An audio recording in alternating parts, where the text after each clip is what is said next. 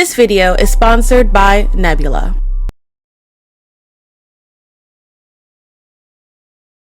When Chappell Roan's hit song Good Luck Babe came out, it was an instant hit, climbing the charts and also spawning a bunch of TikToks, and then responses to those TikToks, and then responses to those TikToks, until we sit here now in the midst of the same weird conversations about bisexual women and their boyfriends at Pride. Again, it's like the phases of the moon, it shall rise again. To be clear, for the most part, I feel like these conversations are mostly online and a result of the bubbles we are put in through social media. I do not think it's rooted in the lived experiences of most LGBTQ people or the LGBTQA people. It's more a way to publicly let out a lot of the issues that we feel with and get feedback within community. Going back to the song, in an interview with Rolling Stone, the singer explained that the song, which was co-written with Daniel Nigiro and Justin Traynter, that it's about wishing good luck to someone who is denying fate. The term Comp-Het wasn't mentioned in the interview by Chappell themselves. The phrase and the association with that phrase to the song appeared in an article where Jude Cramner writes that the song is, quote, for any queer person who's felt the pressure of compulsory heterosexuality and comes out anyway, sometimes leaving lovers behind. And because of that use of that term, Comp-Het, or compulsory heterosexuality, there's been a lot of discussion about what that term means, and if that's what the song is necessarily about, and if that is simply a term for lesbians. Comp-Het, or compulsory heterosexuality, is a concept that suggests that heterosexuality is the default sexual orientation, and it is enforced and maintained by social norms, institutions, and practices amongst us. The implication is that everyone is heterosexual unless otherwise stated, and when you deviate from heterosexuality, you can be seen as abnormal or unacceptable. For me, as a bisexual woman, this term has always come across as a way of explaining a lot of the different experiences within the LGBT community, even those of us who can be in what seems like hetero-presenting relationships. But as I said, there's been a lot of suggestion that this is a term only for lesbians. And so I wanted to, in good faith, sort of interrogate that, because queer theory, which Comp-Het would fall under the umbrella of, is an evolving thing. And there's every possibility that it started out one way and has now progressed to mean other things. And I think that's simply worth exploring during Pride, even though I know this is late. And it was sticking in my head as something that I was seeing going on online. And so I decided, let's talk about it. First of all, I want to apologize. At the time of recording this, I'm about 2 days past having just had some surgery. You can still kind of see the pen marker on my throat. So I'm a little raspy. I'm drinking some tea to kind of get it together, but I really wanted to get this video out. It's been a very hectic month this June of trying to keep up with stuff. July, I finally have given in and gotten a little bit more help, but I apologize that this is going to be a little bit different. That's why I'm sitting in the chair and doing it here. I literally don't have the physical energy to like set up my entire thing. So thank you for sticking with me. I hope you enjoyed this video.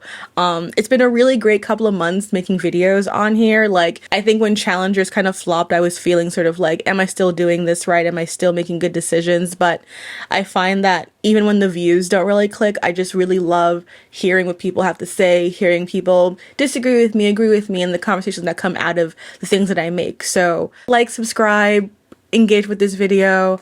Thank you to Magic the Gathering for sending me this fun Chandra shirt. I'm sorry, I'm just getting to wear it now. My illegal husband is Chandra. It feels very proper to wear this. This is for the gays who are celebrating Pride at home, chilling with their cup of tea as I am. So let's go.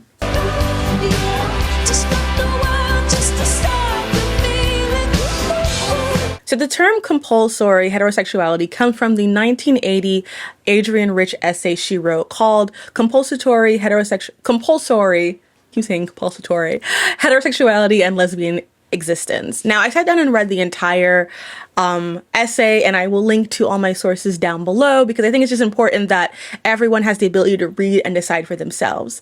I didn't want to just pluck out quotes without the larger context of what Rich was saying, and the context of her essay, as per my reading of it, was In the middle of the second wave of feminism, which as we know had notable issues with race, class, and sexuality, Rich was attempting to challenge the erasure of lesbian existence from so much of scholarly feminist literature, an erasure which I felt and feel to be not just anti-lesbian, but anti-feminist in its consequence, and to distort the experience of heterosexual women as well. It was not written to widen divisions, but to encourage heterosexual feminists to examine heterosexuality as a political institution which disempowers women and to change it. During second wave feminism, lesbian identity was marginalized and treated as something that should be secondary to the larger issue of women's lib, as seen by Betty Friedan dubbing them the Lavender Menace.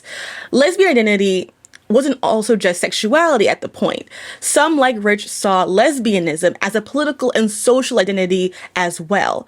So this was her attempt to bridge the gap between lesbian and feminism explicitly by calling out heterosexual feminists that were ignoring the queer history, the lesbian history. Lesbianism was treated as if it didn't exist, that women's natural space was to be with men, and that lesbians were simply acting out from bitterness towards men. Rich calls out female psychologists as well, including Jean Baker Miller and Dorothy Dinnerson, who either erase lesbian existence or, in the case of Dinnerson, present what Rich claims to be an ahistorical view of the relationships between men and women. In her essay, Rich uses the terms lesbian existence and lesbian continuum because the word lesbianism has a clinical and limited ring. Those are her words. When we turn the lens of vision and consider the degree to which and the methods whereby heterosexual preference has actually been imposed on women, not only can we understand differently the meaning of individual lives and work, but we can begin to recognize a central fact of women's history, that women have always resisted male tyranny. Rich also recounts the incidents of two women in Oslo and Mozambique respectively, both of whom express their lack of attraction to men and are forced into different kind of treatment camps in order to correct this. A lesbian in Oslo was in a heterosexual marriage that didn't work, so she started taking tranquilizers and ended up at the health sanatorium for treatment and rehabilitation. The moment she said in family group therapy that she believed she was a lesbian, the doctor told her she was not. He knew from looking into her eyes, he said, she had the eyes of a woman who wanted sexual intercourse with her husband. So she was subjected to so-called couch therapy. She was put into a comfortably heated room, naked, on a bed for an hour. Her husband was to try to entice her sexually. She felt stronger and stronger aversion. She threw up and sometimes ran out of the room to avoid this treatment. The more strongly she asserted that she was a lesbian, the more violent the forced heterosexual intercourse became. This treatment went on for about 6 months. She escaped from the hospital, but she was brought back. Again, she escaped. She has not been there since. In the end, she realized she had been subjected to forcible rape for 6 months. I am condemned to a life of exile because I will not deny that I am a lesbian, that my primary commitments are and will always be to other women.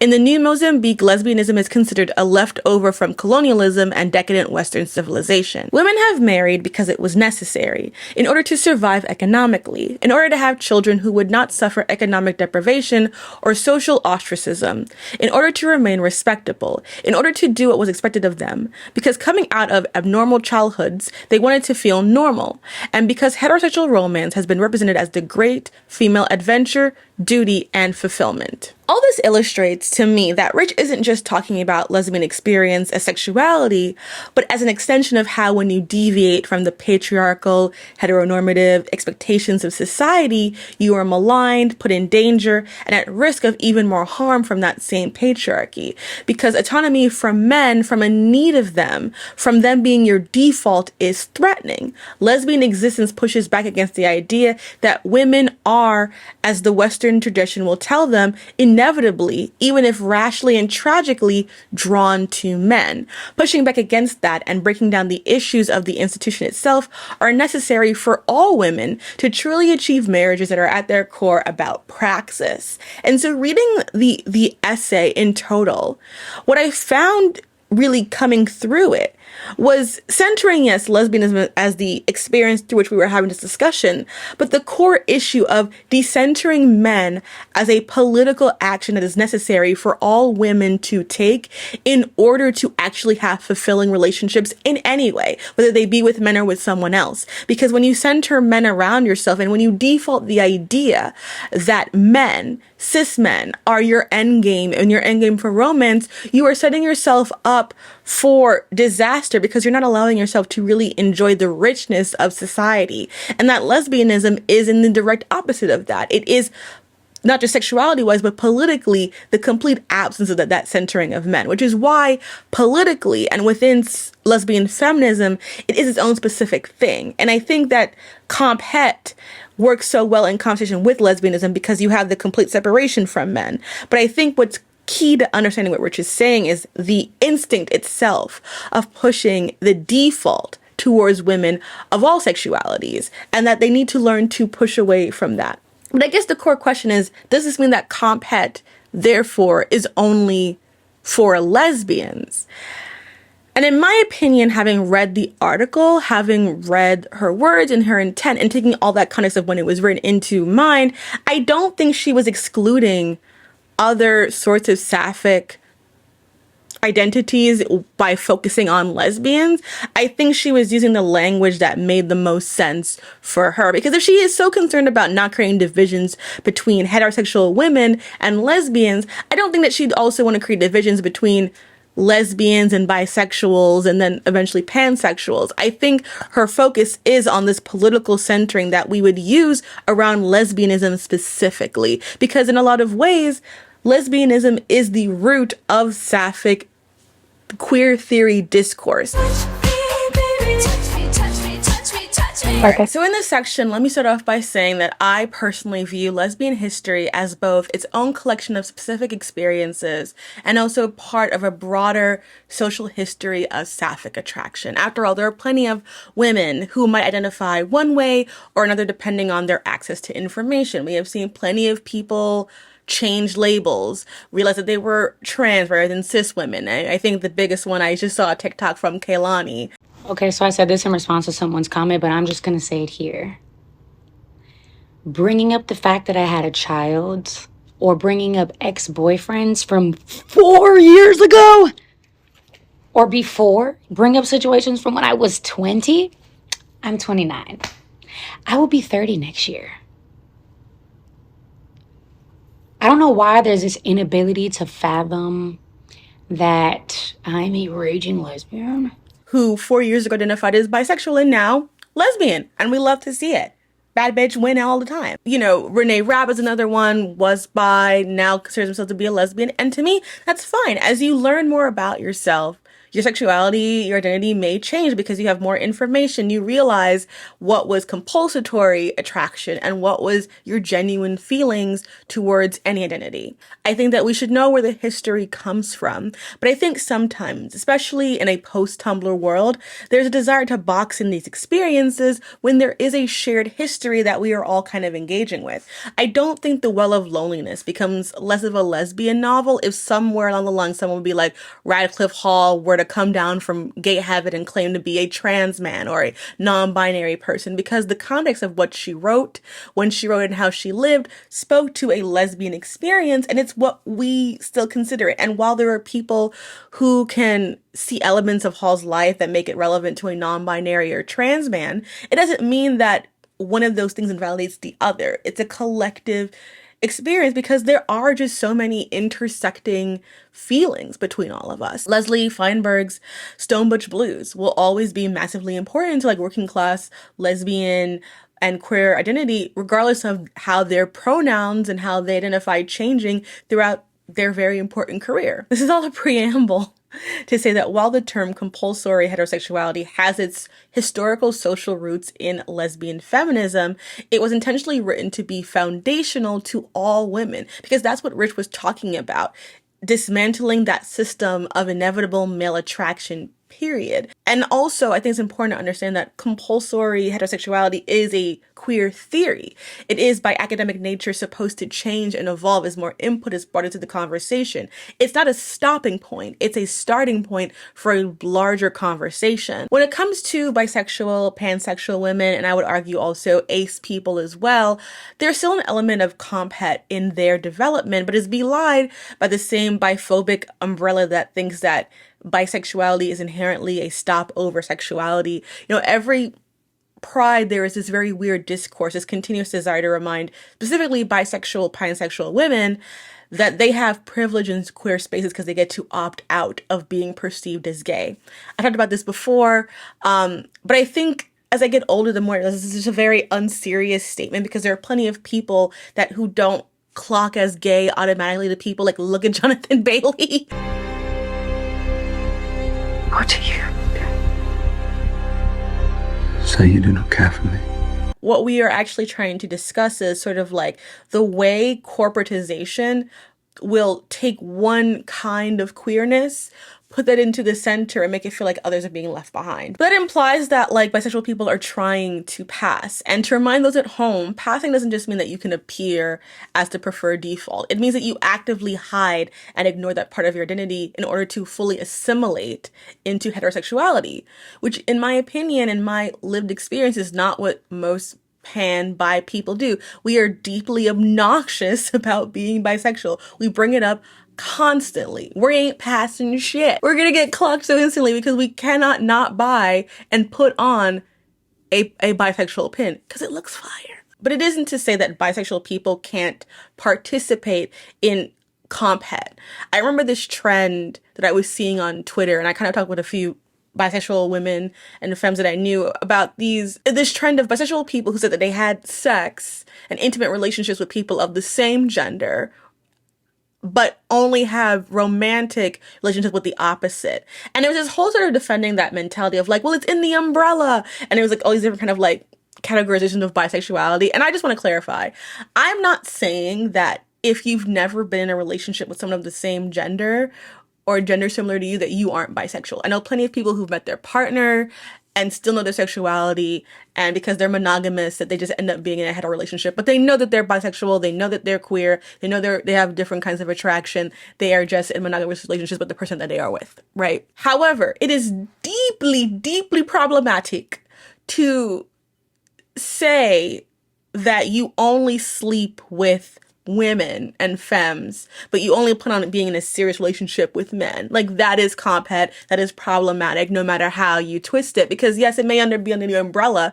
but you can still be problematic and promote heteronormativity while being a queer person. And I think it's just important to remember that just because you are a queer person, no matter what you identify as, doesn't mean that you've unpacked every layer of how heteronormativity has impacted the way that you view attraction and view relationships and view standards. I think that it's because of this idea that because we can have attraction to men, that means we will always be at risk of centering men in our lives. And I feel like I understand that perspective, especially when so much of like lesbian feminism is built on this total separation.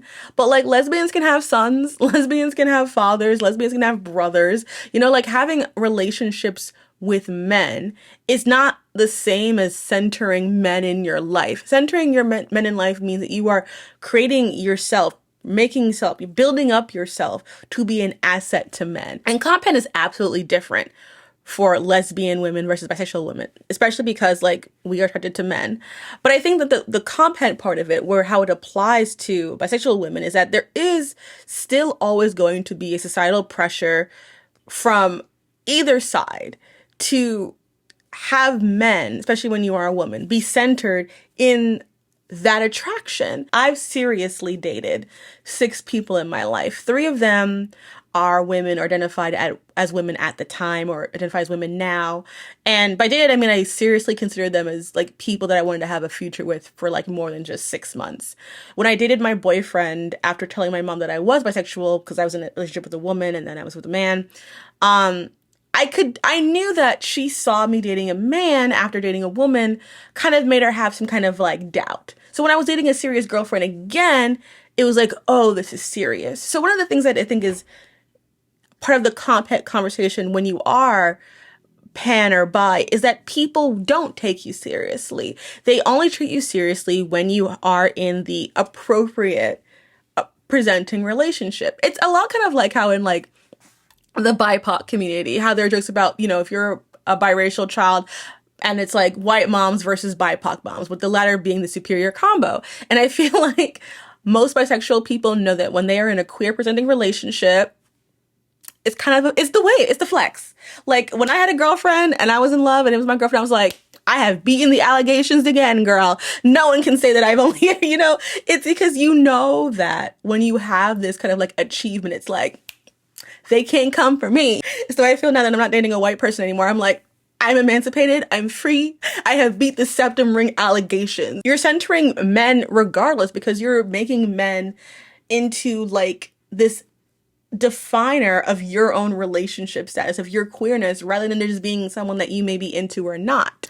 Editor Princess here. I wanted to clarify this because I did more research and I wanted to make sure this point was clear. I've said this like many years ago that I feel like oppression isn't like a Snuggie. We are all sort of dealing with our own different journeys and issues within each of our communities. We don't always have to have the same blanket experience for each of our different issues to be taken seriously. And according to Pew statistics, the majority, about 86% of bisexual people, will be in what will be considered hetero-presenting relationships. And I think that it is a valid thing to discuss when talking about bisexual identity, of like how there's an element of Comp-Het in terms of feeling as if you can just sort of like go into those relationships easier than being in a same-sex relationship, and how because you have multiple options for romantic and sexual attraction, you have the ability to choose when you want to come out at a different sort of way than a lesbian or gay person. And I think that that is definitely a privilege. Like, privileges don't have to be something that you're thinking about all the time. The same thing with white privilege. So I definitely want to say that I understand that there is bisexual privilege in that sense.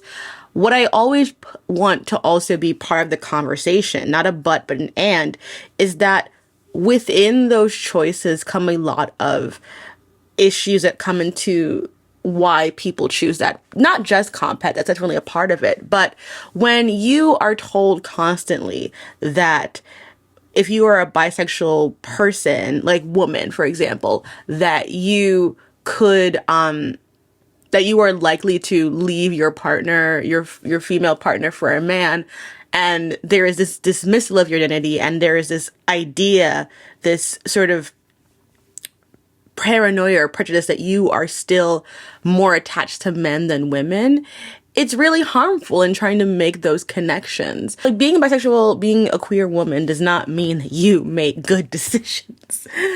Inherently, it doesn't mean that. So I just want to make sure that I'm clear in the fact that, like, I do understand the privileges that people talk about when it comes to bisexuality. The frustration is that despite that, no one ever brings up equally how higher we are in terms of sexual violence. The fact that, like, the 3 major domestic violence situations that we've been seeing play out in the media have all included bisexual women, and the queer community not having any real solidarity with us, of the ways in which that our sexuality will be used as a reason to attack us, belittle us, hypersexualize us within that our attraction to multiple genders is seen as deviant in and of itself.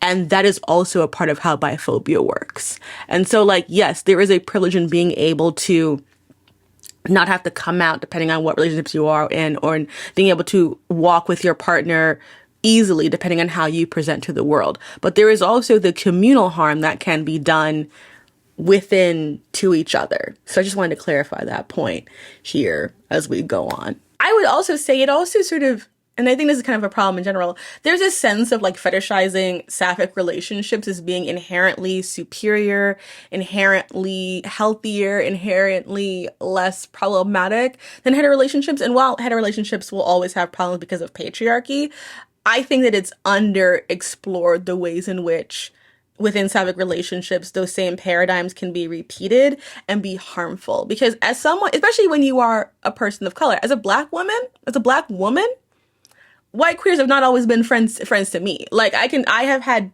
plenty of white queer people hypersexualize me, treat me in ways that they would not a white person. Being in a queer relationship does not protect you from other kinds of intersectional isms, and that, you know, being with the woman does not inherently mean you're going to be safe. I see the way some bisexual women talk about their male partners online, and it's like, girl, you can just leave that man. You don't have to be with him. You don't have to be with him. You don't have to date him if you like. I do think there's something sort of very weird and off-putting about the way, in order to push up against Comp-Het, a lot of bisexual women will treat their male partners as if they're like, as if they're actively keeping them from meeting their wife. It's like, no, girl, you can leave that man anytime. You can find your wife out there any day. You don't have to do that. Never let a man keep you from getting to see your wife. But I think it's also the sense of insecurity of having to perform your queerness to show like, no, I've unlocked it. I've read the research. I'm not doing this because I'm centering men. I just happen to like this one man. And it's like, girl, you don't have to fight with people who don't know you. The internet is not real. What's really frustrating, though, is because these conversations get platformed, get regurgitated, get redone every single year, it detracts from the actual issues that we're having in terms of community building. Because why is it every year that we will have some kind of weird bisexual privilege conversation, and that'll be so loud when calling out TERFs is so quiet in comparison? It's a blessing and it's a curse, so keep on pretending pretty girl. I hope you are enjoying this video. Before we continue, I want to tell you about the fantastic platform I'm a part of called Nebula. Nebula is a streaming platform built by and for independent creators like myself and others. It's a place where creators can do what they do best, create, without worrying about the algorithm or monetization issues. One creator who has been doing some amazing work on Nebula is Jessie Gender. Jessie, who I am biased, is a friend of mine, I think is one of the most amazing people on earth, has just released a new short film, IDENTITEAZE, and let me tell you, it is such a fun, creative project that I just loved watching and love seeing so many people be a part of. Jessie is one of the best people I know. Watching and hearing about this project coming together has been so rewarding, and it's just the kind of thing that can happen because of Nebula's support for LGBTQ creators, and I'm just so impressed and proud of them for what they have managed to accomplish. If you haven't checked out Nebula yet, now is the perfect time. You'll not only get to see Jessie's new film, but you'll gain access to ad-free videos of some of your favorite creators, including myself, Nebula classes, podcasts, and early access videos. Down below, you can get Nebula using my link for 40% off an annual subscription. Head over to Nebula today and discover a world of content that is made for you, and I will see you there. Thank you for watching, and let's keep talking about Comp-Het. The term TERF stands for Trans Exclusionary Radical Feminist. The term itself has been controversial because some people think it's a slur and prefer to be called gender critical. Others take umbrage with feminism being used in the term at all. The former I don't really take seriously, because if you're going to say you don't care about pronouns and gender identity, you don't get to whinge about like your label, like reflection. The latter, I think you only need to look at the history of feminism to see that it's always struggled with like racism, homophobia, and transphobia to understand how even within feminism there is room to be exclusionary if people are coming into it with exclusionary mindsets. The term really came into the public lexicon through the writings of Vive Smythe, who in 2008 wrote about the Michigan Women's Music Festival, Mitchfest, that was held annually from 1976 to 2015. From 1991, it excluded trans women explicitly and had a women-born women policy. The festival, for a single precious week, is intended for women who at birth were deemed women, who are raised as girls, and who identify as women. I believe that Women-Born Women, WBW, is a lived experience that constitutes its own distinct gender identity. As we struggle around the question of inclusion of trans women at the festival, we use the word intention very deliberately. I know that for some, WBW space seems flatly incompatible with honoring and supporting trans women within the larger women's communities. Regardless, we must listen to those who believe in the power of every woman's voice and commit to stay in a process with open hearts, open minds, and abiding respect even when that conversation gets incredibly hard. Space for WBW and a true solidarity with the trans community can and does coexist. Now, considering that this event was open from like the late 70s without this policy, I'm not really sure why it was necessary. There is one news article I saw of like a trans woman being kicked out right before this happened, but it didn't say that she was doing anything that encourage this. It just seems like just blatant transphobia. Unfortunately, due to the efforts of a lot of horrible people, transphobia using feminism as a talking point has become attached to many, including other feminists, some lesbians, and to a degree bisexuals, because people think that bisexuality only includes the two genders, even though that's an antiquated definition, and most people say that bisexuality means attraction to your own gender and opposite genders. Now, I don't want to talk out of turn, but from what I have heard from the lesbians in my life is that the way that they feel like lesbians, lesbian identity, lesbian politics, etc. are going away, that being called a lesbian has become a bad word, and that is due to a perceived lack of inclusivity within that identity. But I have been reading for this video. I have been reading 2 books. I should have had them closer to me. By Krista Burton, An Obsessive Quest to Track Down the Last Remaining Lesbian Bars in America. This has been a really great read. And the other one I've been reading is Jane Thomas's A Place of Our Own. I don't have the dust jacket, I take them off. But both of these have been talking about queer women and queer women's spaces, specifically from a lesbian perspective. The writers of both of these books are lesbians, and both of them are very explicit in understanding that there is an importance that a lot of lesbians are facing right now to maintain a sense of inclusivity, to make sure that people know that other are welcome. And I think it brings to this idea of like, why is there this much tension between other groups of sapphic women? Like, why is it that even though we all like each other, we all want to date each other, that we keep finding ways to push each other and fight each other? It's not that the men don't deal with this. Like, men obviously have their own problems, but their problems aren't platformed and monetized the way ours are. And you would left the heart below you. The writer of this is a lesbian, and she is married to a trans man. And so a lot of the conversations that they're having as they're navigating through all these bars is, will everyone be included? How will her husband be viewed? And in the book, she's talking to a bunch of lesbians at lesbian bars and having a lot of hearing a lot of concerns about what lesbian identity is meaning nowadays. And this is a conversation she has with a lesbian woman named Jess. Jess understood what I meant, though. Her partner is also trans, and she'd also been going out for years in lesbian and queer spaces. She mentioned that she'd seen a resurgence of lesbian identity pride lately, both in queer spaces and online. While it had the potential to be exciting, she felt a bit cautious because she was unsure about what it specifically meant. Who's a lesbian? What exactly does that mean? Is the resurgence of lesbian pride trans exclusionary in any way? Because if so, we agreed, fuck that. And while I get it, pigeonholing yourself as only a lesbian bar is a great way to alienate other people who might spend money in your bar, I'm also not sure then why gay bars aren't this as well. Why have gay men's bars been able to pigeonhole themselves? Why haven't their bars been divided by queer politics and infighting? Why are lesbian bars almost solely in charge of being inclusive? Because women are a marginalized group regardless. People look to women to be kind of like bastions of safety, which completely ignores that that's not that's not true. That's not always true.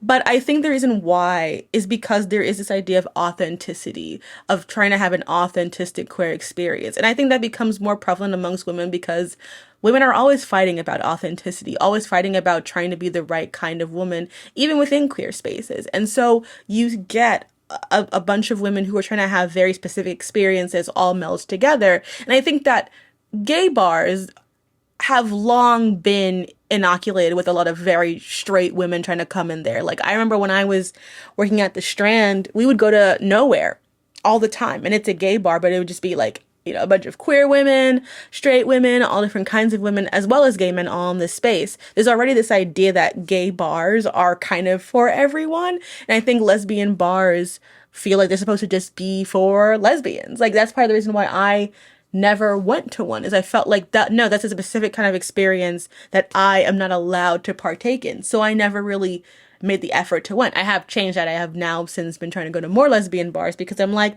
no, I fucking love this. And I like being around other women, and I want to center protecting women-owned businesses. But I think this is a situation where, what do you do when your identity gets caught up in this, you know, larger issue within the community of inclusivity? And that's a really hard conversation. And again, I can't speak to that as a bisexual woman fully, because even though we've had our issues with how people perceive us as transphobic, it is not anywhere near the way that lesbian people have had to navigate this situation. What I can say as a Black person is that, you know, I am very proud to be Black. I'm proud of my heritage. I'm proud of my Blackness. And I think I'm Black first in a lot of ways that I navigate the world. And I also deal with the fact that there's misogynoir, there's colorism, there's fat phobia. There are so many things within the Black community that we have to fight and operate and orchestrate in. But I'm still always going to be proud to be Black. Like, the bad actors have nothing to do with the pride that I feel in my Blackness. And I'll be the first one to call out my own shit. And I think we're so often ready to just poke at each other or take the worst case scenario, the worst story that we've heard from another person about this group or that group, instead of realizing that, like, we are just people who are aligned because of an ism. You know, we are all together because we were all persecuted. We may not actually choose to be around each other if it wasn't for that. And part of that is really trying to navigate having true solidarity even when we have individual bad experiences, because we're not perfect. And I think these labels are just also imperfect because they are also political. They are social. They are bigger than our individual experiences. And I think some of it has to really just deal and sit with uncomfortable truths, even about the way that we may feel about our sexuality. Like, when I look up feminism on Wikipedia with Shinigami eyes, it is equally filled with people who are pro-trans and people who are not. There has been a lot of anti-trans rhetoric within lesbian feminism, at least since 1979, with the transsexual empire that Adrienne Rich is sadly attached to. And although it's unclear if she kept those beliefs because she's also later acknowledged in Leslie Feinberg's Transgender Warriors, it is still kind of a thing that when you're looking at these radical feminist works, that you were seeing a lot of queer issues that go broader than the binary, because there are a lot of feminist writers that had issues with drag that saw that as offensive. Like, these things are at the root of a lot of the issues that we learn about because of who is writing. It's a lot of white women. It's a lot of cis white women. So as these things are changing, we're also finding new ways to have these conversations. We can't just be stuck in this one idea. Otherwise, we'll never grow, because the people who are writing this, even though they may have meant well, a lot of them were not thinking about women who looked like me. Wake up next to heaven, I regret and let the morning's wife. You don't even think about it. All of those years ago, I stand face to face. I told you so. You know I need to say it. I told you so. In an interview with Teen Vogue, Chappell Roan explained that she is still unpacking things. Kaylee's experiences with sexuality in all its forms are still evolving. She's still unpacking all things the way we all do. Chappell is on stage singing about kink. Kaylee is intentionally celibate right now. This is the first time I've ever been single for real on purpose and not had a crush on literally anyone. This never happened in my life, she says. It's so freeing because I didn't realize how much that ruled my life. It was changing the way she looked, the way she spoke. Now that there's a weight lifted off, I feel free. I didn't realize how much I was putting myself through hell just to maybe find someone who'd be attracted to me. You have to figure out how to be happy alone, or what the fuck are you going to do? I've always tried to understand that there is the individual person and their experiences, and there's a collective understanding of representation. I think bisexual people are valid no matter who they date or marry. Yet when I watch a show where a character is bisexual, I do pay attention to, like, if their relationship to people the same gender are treated as seriously as the opposite, because I know that matters in validating our sexuality. I know that it's a writing choice, and so I'm always like, well, why is Bo spending all this time with Dyke and not Lauren? And sometimes being part of a community is also sitting with the discomfort of something someone is telling you. And even if you disagree, like, choosing to, like, sit down and listen at the same time. I recently watched this video called The Problem with Lesbian Romance Novels, and there were some parts of it that I disagreed with, and I felt sort of like the wording was a little uncomfortable, but I watched and ultimately valued the dialogue. It made me howl with myself, because the reality is, like, we are seeing something very limiting happen. There is something lacking in what lesbian romances, sapphic romances look like, and how those stories are told. And I don't want to see lesbians as my enemy. I don't think that we are enemies. I think a great lesbian character is a win because I'm a queer woman and I want good queer rep. We are still overwhelmingly in a femme lesbian place, which is fine, but there's also larger societal issues with that. I mean, the last really good butch rep I saw was probably the ultimatum queer love. And I think that people are looking for a good butch stud rep should probably also be reading less books about white queers, but that's a different story if you're looking for that. Just so it's clear. And I saw a comment on that video that said people who center men in their lives are always going to be less queer. And I think that rings true for a lot of people, even if I think it's a little gatekeepy, because it's like, gay men are queer. It's a thing that I think it sounds good because what they're trying to express is that being a lesbian and that experience is ideally rooted in decentering men. And if you are bisexual or you are someone who has dated men and still is open to dating men, men will always be a part of your life. That doesn't mean centering. I think centering is not the same as having relationships with thus.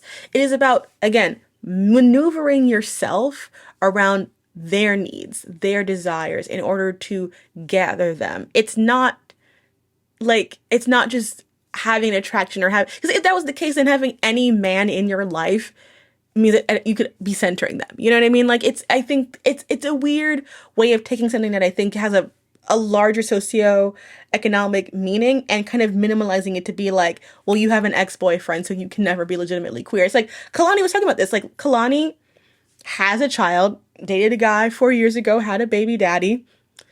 She's a lesbian. She's not less of a lesbian because she had that kind of relationship. Renee Rapp is not less of a lesbian because she may have dated men in the past. If somehow I decide that, no, I really am a lesbian, then yes, I've dated men before. But also, I don't think in your dating life you should be centering any one person around yourself. You should be centered on community. You should be centered around communal experiences, not just whoever you're fucking at the time. You know what I'm saying? Maybe decentering romantic ideals should also be a part of this conversation as well. The theory itself is solid because it's something that we're still dealing with. But the way in which we use it to weaponize against other people in our community is a little... Because Comp-Het led the way for the term heteronormativity to be normalized, and then compulsory sexuality for asexuals, who get dogged out every year as well. Comp-Het was meant to be the bridge between lesbians and feminism to deal with lesbian erasure within feminism at the time. We accept that there have been several waves of feminism since then. So why we try to hold this theory back in the 1980s and as if it can only center around one group just feels like a misuse of the term. Lesbians are not invalidated by Comp-Het being something that other sapphic women relate to, at least not in the way that I found while researching this topic. In fact, as I looked into it, I saw all the ways in which so much of this applies to so many groups of people, and of course it would. Lesbians have historically been vulnerable through their gender, of having to marry, having to be the providers. Being in opposition to that is radical. And it is okay for lesbians to have been the creators of that and to have it also now affect other people. There's a rich radical history of lesbian activism, one that every sapphic person should be proud of and highlight. That a bisexual person or a pansexual person or an asexual person finds connection and sameness doesn't flatten lesbians. It only emphasizes why their history is important, while their lived reality in the present now is important. We just need to, and I'll say it again, be kinder to each other and stop treating the small sample size that we deal with day to day as completely indicative of all there is to see. Sometimes people are just cringe online. Not every queer person is an activist. Not every queer person knows the scope of queer history. The gays are not always right. Never forget that Meghan McCain has a GLAAD award. The GLAAD awards have given out 2 ally awards, right? One went to Mariah Carey. The other, guess. Don't look it up. Guess. You ain't gonna get it. Brett Ratner. You know who doesn't have a GLAAD Alley Award? Betty White. Rest in power, queen. And, I talked to other lesbians and other queer women while I was working on this video because I wanted to hear different perspectives. And I wanted to make sure this was an open dialogue, even though I'm yelling and rambling and ranting with my back and throat killing me. Because ultimately, I think that queer theory is something that's so important to understanding each other. I learned about my queerness online. I learned that I was queer online, but I understood what queer history was through really reading other things. Stone Butch Blues like one of the most important books I read. But like watching Paris is Burning, as problematic as the making of that may be, super influential. I think it's so important to like beyond just like listening to people online, to go out and like read stuff, read Audre Lorde, read with some of these, like there's this great collection of like Black lesbians that I'll put up on the screen. Like there's so many interesting things that we should be looking at to build in the solidarity that we need, because a lot of the stuff that we may have come from was really flawed, not because there's something wrong with their sexuality. Like it's not specifically about lesbians, it's kind of about whiteness. There's always room for change. I'm always so excited when someone realizes that they are coming into themselves. Like I had a friend who had expressed the idea that they're feeling like some like gender euphoria from being called different pronouns than they usually were. And I'm like, that's so great. Like whatever that ends up being is such a beautiful experience, because every time that we're moving away from the default, from this idea that we can only be what society tells us that we can be,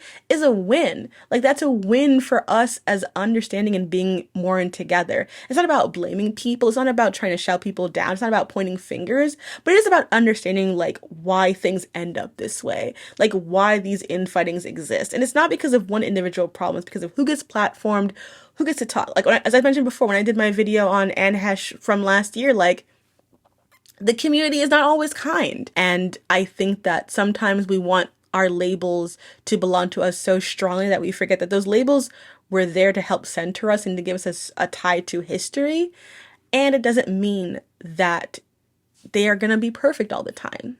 That includes mine, that includes yours, that includes anybody's. What matters is taking care of the people around us. But anyway, I know people are going to have many different thoughts, and I'm totally fine with that. Like all I ask is that you be respectful, that you cite your sources, and that like if we're going to engage and disagree, that we can do so kindly and fairly, and to really, not turn it into a shit show. No transphobia allowed. I will block you, cause fuck that shit.